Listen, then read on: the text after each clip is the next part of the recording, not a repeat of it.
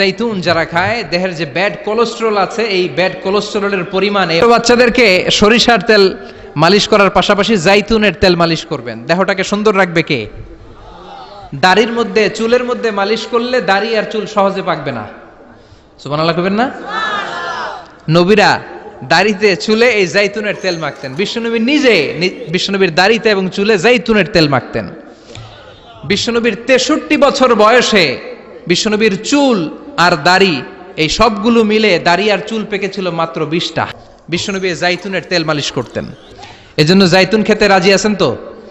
বাজারে পাওয়া যায় আরব দেশের জাইতুন এর তেল। 3 ক্যাটাগরির আছে, একটা হচ্ছে এক্সট্রা ভার্জিন, আর একটা হচ্ছে ভার্জিন, আর একটা রিফাইন্ড পিওর। এক্সট্রা ভার্জিন যেটা, এটা লেস দেন 1% অ্যাসিড দিয়ে পিউরিফাইং করে, এটা আপনি খেতে পারবেন। সিবগিল লিল আকিলিন, কোরআনের আয়াত, তামবুতু বিদ্দুন ও সিবগিল লিল আকিলিন। এই জাইতুনের তেল সাধারণ তেলের মতো নয়, এটা তেলের মালিশের কাজও করে আবার খাওয়ার তরকারির কাজও করে। চিল্লায় বলেন আল্লাহু আকবার। জাইতুন তেলের ভেতরে আল্লাহ তাআলা বরকত ঢুকিয়ে দিয়েছে। দেহের মধ্যে যদি জাইতুনের তেল মালিশ করেন, দেহের কুচকানো ভাব, তাড়াতাড়ি বুড়ো হয়ে যাওয়ার বার্ধক্যের যে ভাব আছে এই ভাব দূর করে দিবে কে? এজন্য বেশি বেশি